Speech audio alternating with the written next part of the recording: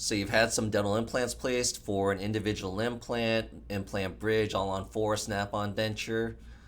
Who's most likely to lose those dental implants that I've ever seen? I was asked that question recently. Hey, how are you doing? My name is Dr. Daniel Choi from North Texas Dental Surgery, Wisdom Teeth, and Denture Implant Center. Been in practice. This is my 12th year now. Board certified periodontist, placed over 10,000 implants in my career. What have I seen personally for patients that have lost their dental implants? Well, I'll tell you, let's say whether individual implants. I, you know, I think smokers, right? Definitely the number one I think of is smokers. People who just can't stop smoking.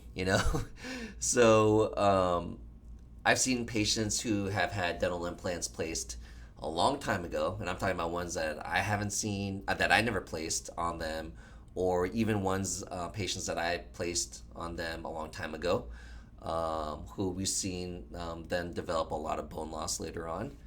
And smoking is definitely a common factor, right? Now, here's the good news for all you smokers.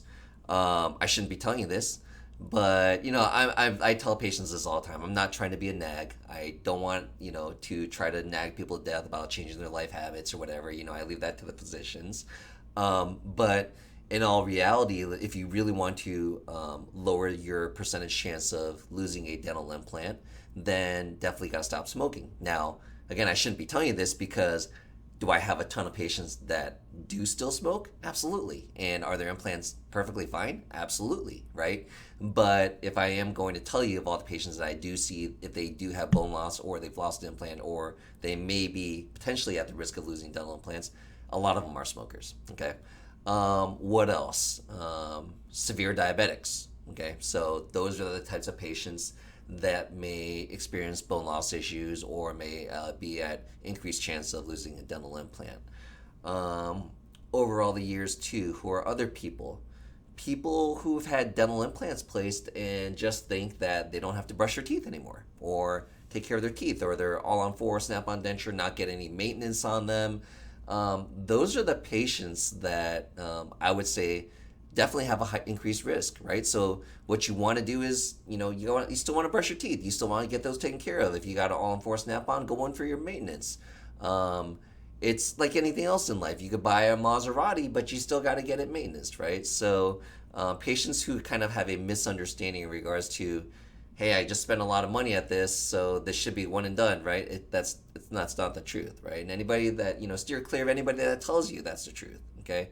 Um, and anybody else that is at risk of losing dental implants? Well, I'd say people who are insane grinders, right? So if you do get dental implants, snap-on denture you could take off, right? So we're grinding not going to be an issue too much. But whether it's a individual implants, implant bridge, or an all-on-4, after you're done, when you get your teeth, get a night guard. Very important for you guys who are extreme grinders because you really want to limit that the lateral forces that you can have. My friends, one of my best friends, his mother had an implants done with me about 6 to 8 years ago, and I think we did like 5, 6 implants on her. She lost one of them, and she lost it because she is a crazy grinder, right? And she hasn't been wearing a night guard, so we actually did have to replace one for dental implants. So those typically are the patients that are going to be at highest at risk. So hopefully that information was helpful. Now, one thing that you can do to make sure that you're going to overcome that is if you are a smoker, if you're a diabetic. Again, proper maintenance, proper hygiene is very important. But when you go in for your checkups, that's when your dentist should take x-rays on you, right? So dental implants just don't fail overnight. What typically happens is you'll see a pattern of bone loss occurring around the dental implant. If your dentist spots it early versus at the very end when you've already lost all the bone, there's nothing you can do about it. Then if you catch it early on, maybe we could treat the dental implant. Maybe we can decontaminate, do some surface decontamination on the dental implant with a laser. We do that all the time at our office here.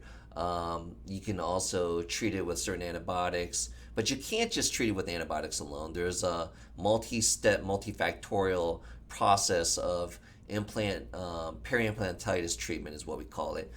Things that you can do to help your dental implants. So hopefully this information was helpful. Obviously, we don't want you to have any issues with your dental implants, but if you do, what course of action can you take?